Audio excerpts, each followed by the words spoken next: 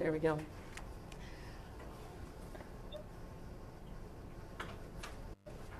All right, good morning, everybody. Today we are going to have a short 15-minute lecture to begin our discussion of Chapter 3. Chapter 3 talks about the idea of torsion. So, moving over to the document cam, we'll start talking a little bit about what is torsion. Well, torsion is also sometimes it's related to, or sometimes the two terms are used interchangeably sometimes.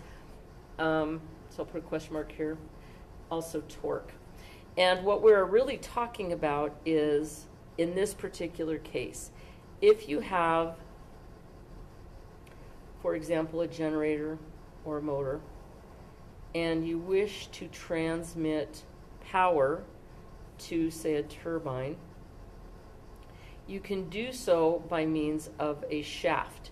And the way that you transmit torque or torsion, well, torque, these are not exactly the same. The way that you transmit torque, which is measured in dimensions of force times a distance, is that you can spin a shaft to a particular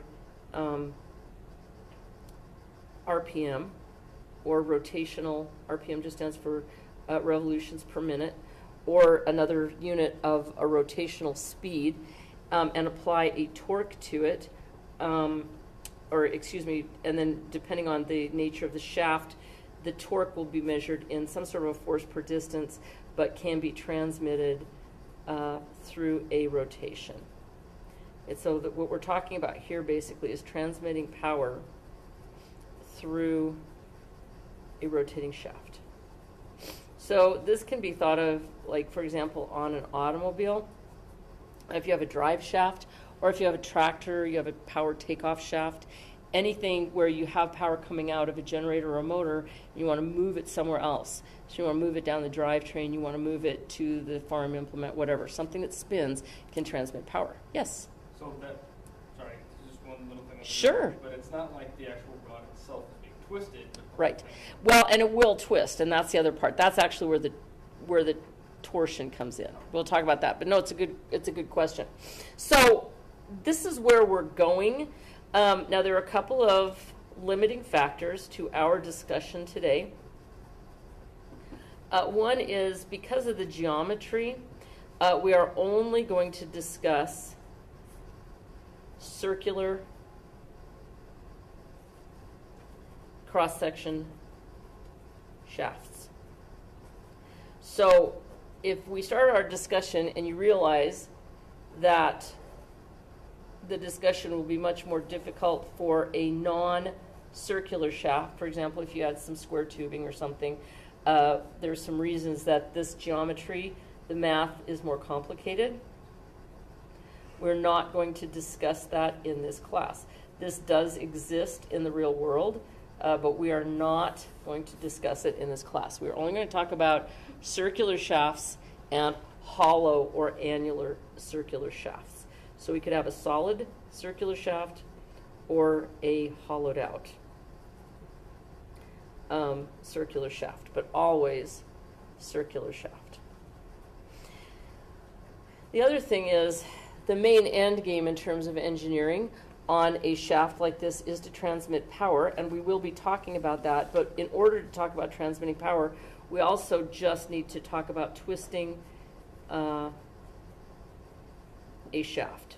So there is really no end-game engineering application for just twisting a shaft that I can think of, but we discussed this first without transmitting power because it gives us an idea about the geometry of the shaft, so that when we start transmitting power, we can proceed on that discussion without having to go back and sort of reinvent the wheel, so to speak, which is kind of a silly, terrible engineering joke, but there we go. So we're just going to talk about this. So let's talk about a shaft that is not moving and therefore is not twisting, is not transmitting power, as the preliminary discussion. If we subject it to some torque, which we abbreviate using the letter capital T, okay? And we twist it through some angle, okay? So in other words, we're opposing torques, which are equal to each other, so that this is just rolling it up. What we'll see on the face of the shaft is that a line that used to look like this now looks like this. So in other words, this, during the twist, will be moved from one point to the other. And that the angle that is subtended by that twist is referred to as phi, which is called the angle of twist. Now, this little piece of information right here is why we only are going to be talking about circular shafts in this class. Because circles have this very high degree of symmetry, where when you take a circle and you twist it, it remains circular. If you were to take a piece of square tubing and twist it, it would sort of flex and look more like this, right? So you get some sort of a warping as well as a twist.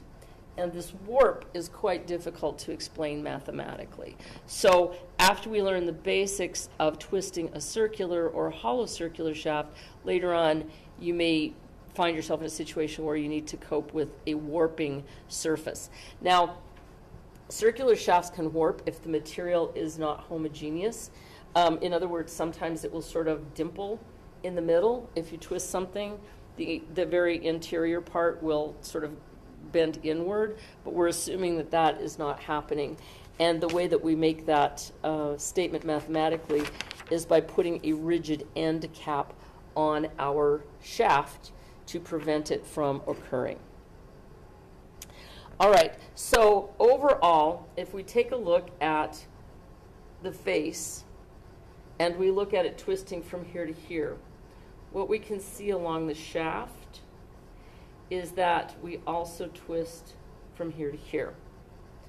And the amount of twist on the shaft, in other words, this angle that is subtended by these lines, is referred to as gamma, which we've used before, which is a shearing strain. So there is a direct relationship between phi, the angle of twist, and the radius of our shaft, and the shearing strain and the length of our shaft. Because this distance from here to here, the arc that is subtended, is the same for this triangle and this triangle. So the other part, because as soon as I said there's no rho in here, well, let me just eat my words. This distance from here to here, the radius of this shaft is referred to as c. But as you move from 0 to c, if you are moving some distance out, whatever that distance out is referred to as rho. So rho has a minimum value of 0 at the center and a maximum value of c, but it's just how far along the radius you are. So if you look at this and you say, okay, let's look at this triangle, and we think about this side. We could think about this as being the opposite side to the angle phi, and we can think about this length and this length as being the same. Same here, we have a length and a sort of an extended length with the side of the triangle, the opposite to gamma, being the same. So basically, we can say that within limits, within the elastic limit, once again, we're talking about not deforming this shaft permanently, but within the elastic limit, that gamma times L is roughly equal to rho times phi, or gamma max times L, because the maximum that rho can be is c, is equal to c times phi. Or we can say that gamma in general times rho over c is equal to gamma max. Because this can go from 0 to c, so this fraction becomes 0 at the center and it becomes 1 at the end. So what we're basically saying is that if we know what gamma max is, we can find gamma at any point based on this relationship. All right? Sorry? No, it's max. Max. Yes, maximum. What? All right. So as you recall, and this is the last little piece I'm going to put up for today, in the same way that we had sigma versus epsilon, we can also talk about tau, shearing stress, versus gamma, which is shearing strain. And in the elastic region for a normally behaving material, the slope of the line within the elastic range is G, or the shear modulus. So based on this equation, we can say that G, shear modulus, is equal to tau over gamma, or G times gamma is equal to tau. Once again, holding that within the elastic range. And using this same conversation about geometry, we can say that G times gamma is equal to tau, which is from this equation, rho over C times, I wonder if I say that, G times gamma max.